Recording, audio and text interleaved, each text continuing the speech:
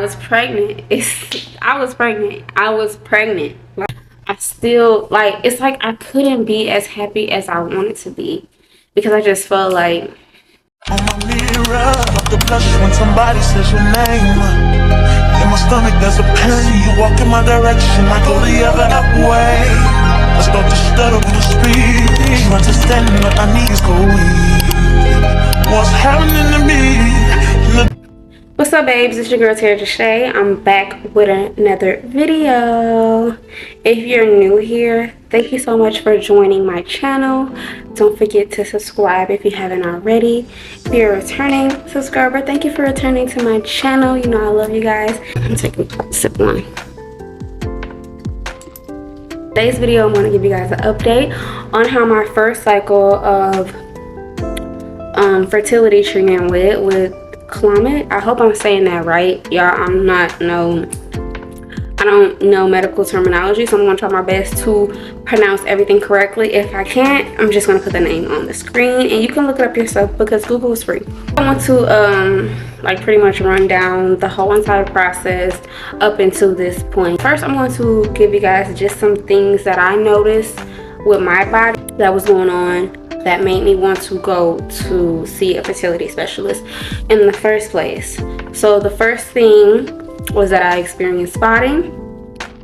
The second thing was once I started actually tracking my once I tried to start tracking my ovulation, I used the ovulation predictor kits, and I also did basal body temperature with the thermometer.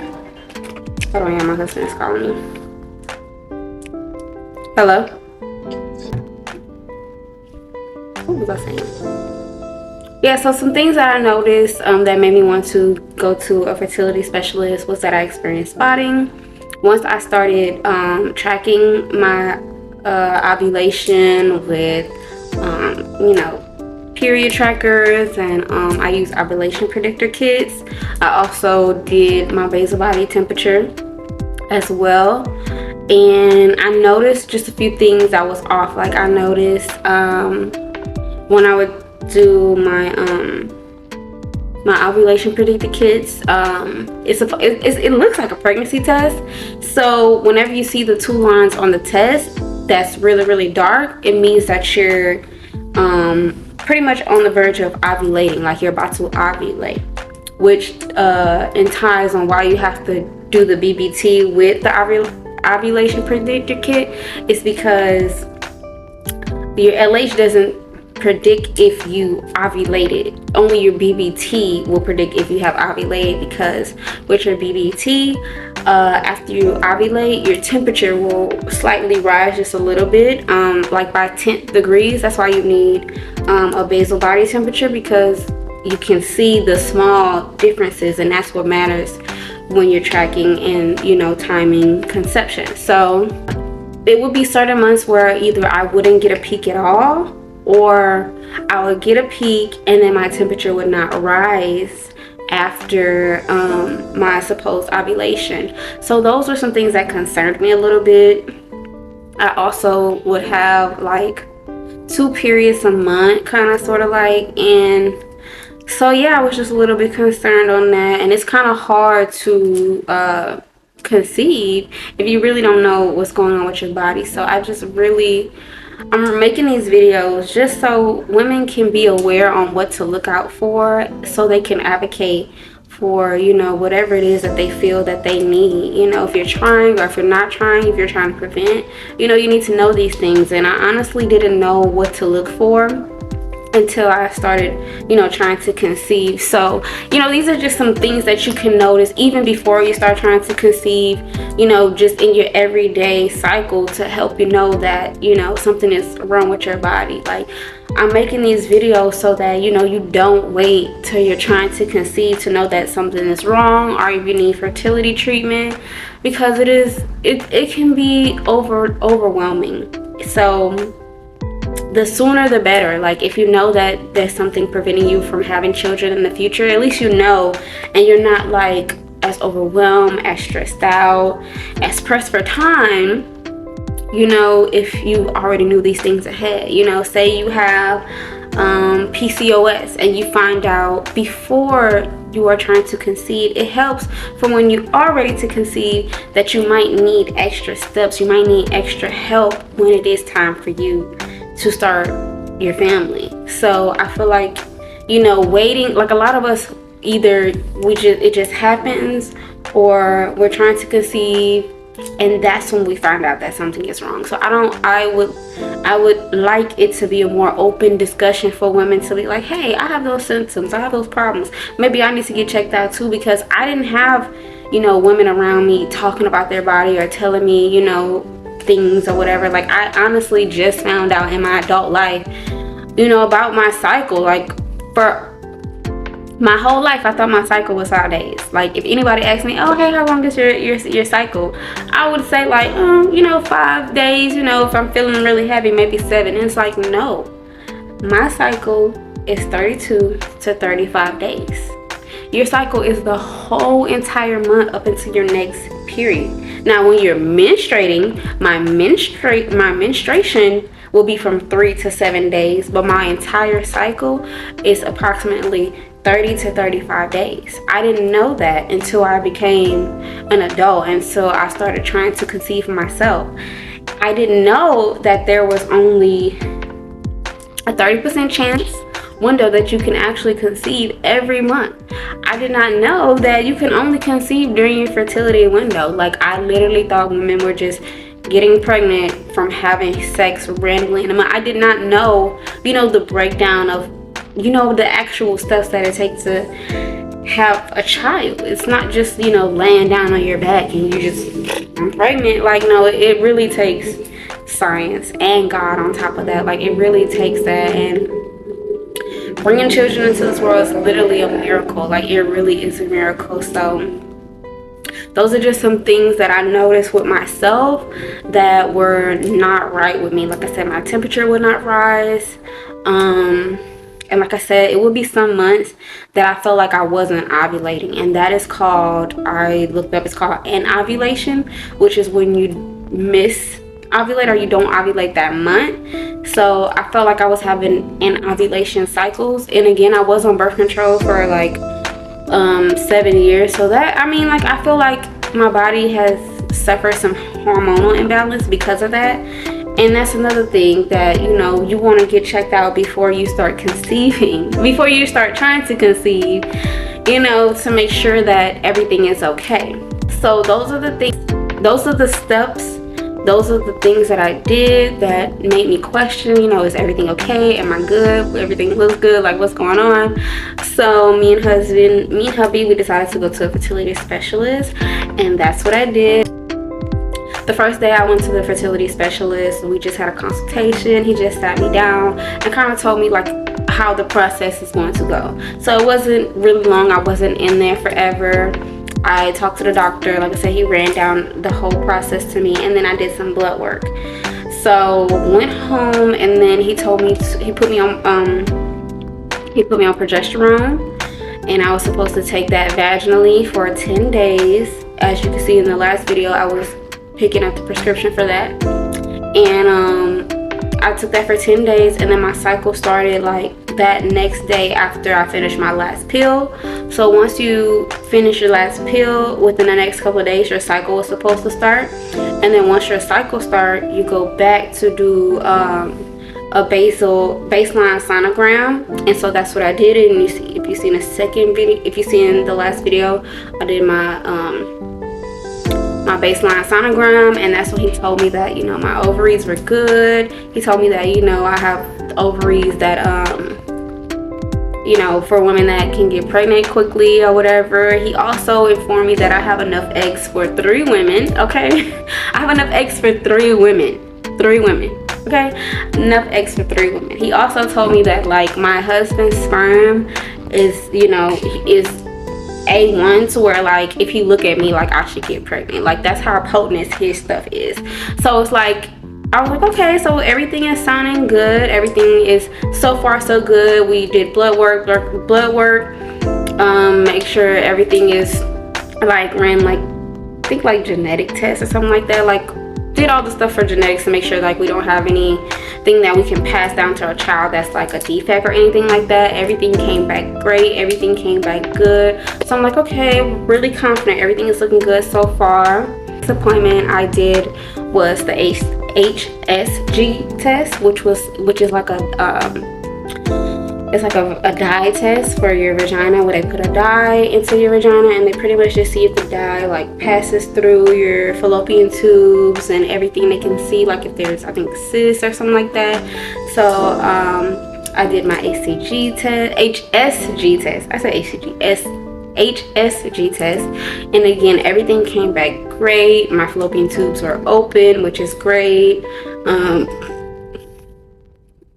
So everything came back awesome, everything looked great. So I was excited because, you know, if your fallopian tubes are blocked, that would make you have an extra step, which would be like surgery or something like that to remove the blockage.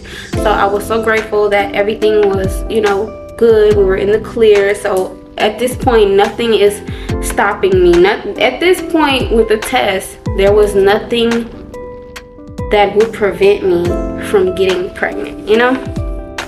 So I was really excited about that. I was, you know, looking forward to you know, to actually getting to try part or whatever. So the next step after the HSG test is I went back to the doctor like 3 days later for another baseline test, and that is when oh, I'm skipping some steps. Okay, so once you start your period,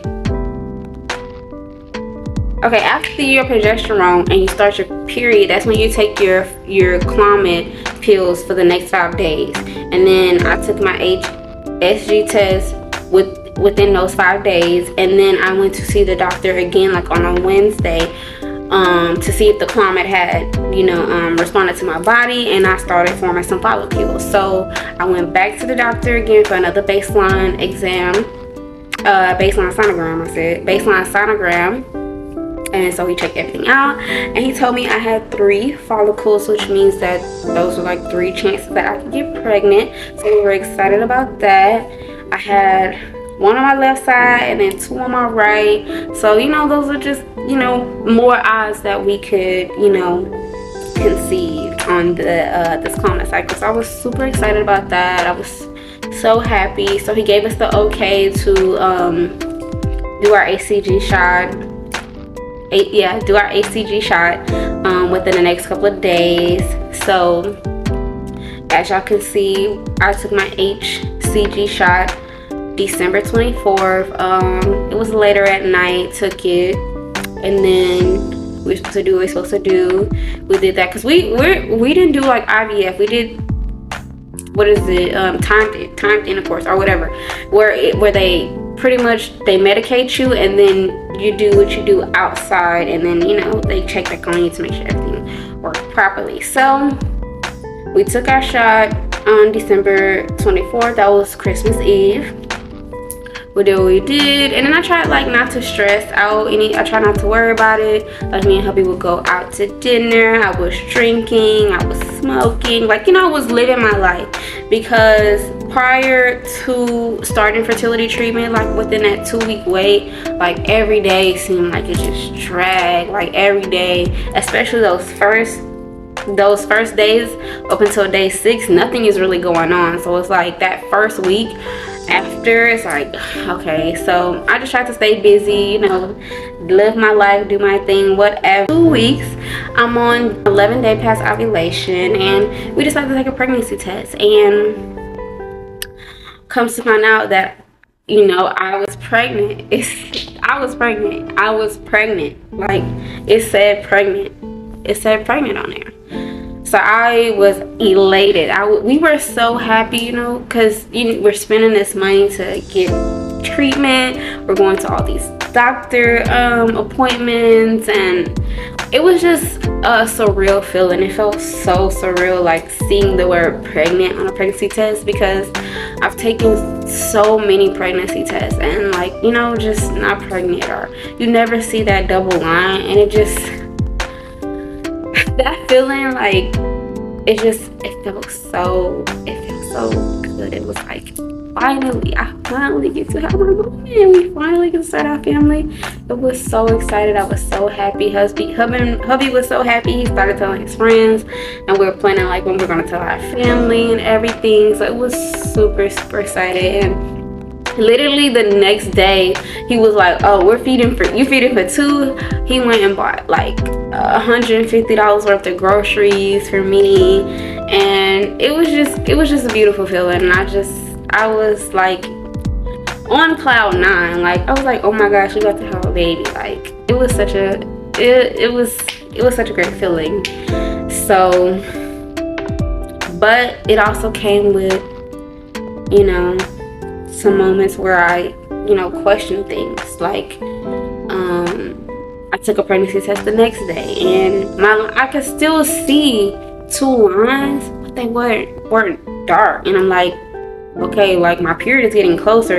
It's 12 DPO, so like I was told, the closer you are to your period, like, you know, the dark, like your lines are supposed to get darker as, you know, you gradually progress in your pregnancy. Especially in the beginning stages when you're, you know, taking your test, it's supposed to get darker. And so like my test lines, it wasn't getting darker. Like they were still positive, but they were so light. And it's like they were getting lighter by the day. So I had already made an appointment to my OBGYN to see the baby or whatever. They see the baby at 8 weeks. So it was going to be like, our appointment was going to be the end of like January 22nd to go see the baby, and this was like January 6th when I took the pregnancy test.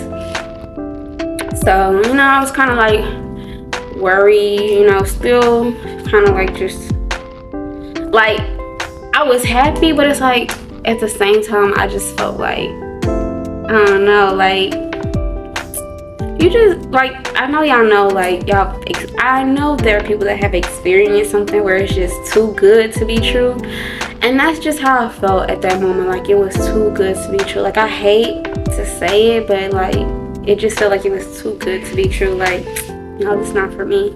So like I don't know what it was. Like my husband was so happy, like, babe, stop taking pregnancy tests, like you pregnant, like you don't need to take a pregnancy test without worrying. I'm like, you're right, yeah, but it's like I still, like, it's like I couldn't be as happy as I wanted to be, because I just felt like, I don't know, it was hard to be happy. Like I just wanted to get to a point in the pregnancy where like I knew it was for real, like hearing the heartbeat or like seeing like the baby in the sack, like, you know, that's when I know it's real. Like it's like even seeing like the word pregnant on a pregnancy test just didn't feel real to me, because like I just felt like I had always seen no, or it always wasn't my time. So it was just like, you know, it's like I wanted to be happy, but it's like I couldn't for some reason. So a couple of days went by, and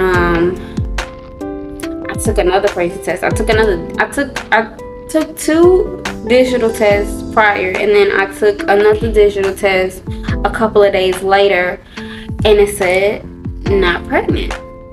And so I was like, okay, like, what you mean not pregnant? And so I was like, I knew something was going on. And then I took another test, and then I could still see like faint lines. So I'm like really like confused and in the air. So I messaged my fertility clinic, and I let them know like, hey guys, update on my Clomid cycle. I took a pregnancy test. It said positive, but it's been a couple of days and I was saying negative, you know. So I was just asking, well, what are my next steps? And so they had me do a blood test to see like what the HCG levels were. So I went and did a blood test, and they were at 3, and I think it has to be over 5 to be considered like a pregnant woman or whatever, or high enough to be considered pregnant. So whenever I got the results back, it pretty much confirmed that I didn't indeed lose the pregnancy.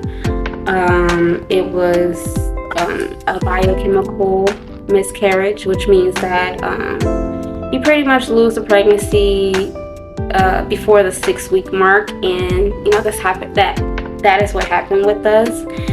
And sad as it was to like hear the news. I think the hardest part for me is the healing, because the healing is so confusing. Because, like, I don't know how to feel. Like, I was pregnant and I lost the pregnancy, or I am no longer pregnant. Like, I literally felt those symptoms. I had morning sickness for like 2 days. Like, I felt nauseous. Like, I knew I was pregnant, and then I knew when I wasn't. I immediately felt my body shift. Like, as soon as my period came on, like, I just knew, like, okay, well, I'm miscarried. And it did hurt. It definitely was sad. I think me and hubby both like just cried, because we're doing so much to try and conceive, and it's like everybody around you, it seems like they can just conceive so easily, or it's happening so easy for everybody else, and it's like so hard for us, and we're literally spending money, taking medication. Like, it was a lot. It was overwhelming. I was depressed about it for like a week and a half, and just like confused, like, thinking I did something wrong. Like, should I have stopped drinking? Should I have stopped working out? And I just come to the realization that it was nothing that I did or could have done to prevent, losing the pregnancy. It would have happened regardless. So, I'm glad it happened earlier. I'm just trying to look for the positive in things. That I'm glad it happened earlier. I'm glad that I didn't, have to share that type of news with my family. I'm just looking for the positive. I'm grateful that I was able to at least be able to conceive. There's a silver lining to it. Like, I was able to get pregnant. Like, that gives me hope. So,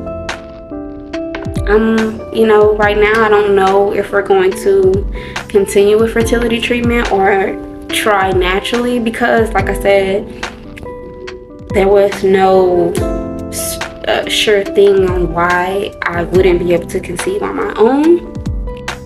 So right now everything is just up in the air, but I just want to send this video out to any woman who's like miscarried, or lost the baby, or had a stillborn, that you're still a mother, like, you're still a mom. And I feel like we will all be able to experience that love from a child eventually one day. And I'm hopeful that it didn't happen that time, but even it will happen eventually. Like I said, I'm looking at the positives and knowing that I was able to get pregnant, I was able to conceive, and that the treatments did work. So I'm hopeful.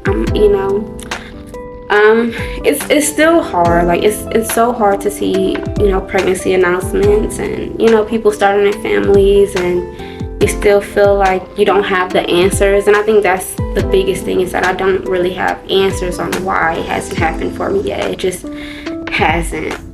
So we're just gonna be hopeful. But I hope this video just lets you know that you're not alone. You can feel how you want to feel. If you are sad that you lost a pregnancy, or if you're mad, or if you're happy that you lost a pregnancy, like, you have the right to feel how you want to feel. And some days I am sad, like, I think like, oh, I would have been this far along, or the baby would be named this or that, and I think about the what ifs. But at the end of the day, like, I'm just grateful that I'm good, I'm healthy, and nothing is wrong with me. So I just want to attest to that. It's just not the right time. So until that time comes, I'm going to keep you guys updated on everything. If we do continue with fertility treatment, I will take you guys along with me. And if y'all have any questions, comments, or concerns, anything y'all need questions with, like on all the tests that I took, please shoot in the comments below. I would love to, connect with you guys, connect with women that are in the same experience that I am in, because, I did feel alone, but I don't want to suffer in silence anymore. And I want to reach as many women as I can that are going through what I'm going through, because it is a tough topic. It's a tough situation. It is hard to talk about, you know. So staring out the window, trying to stop for a sign.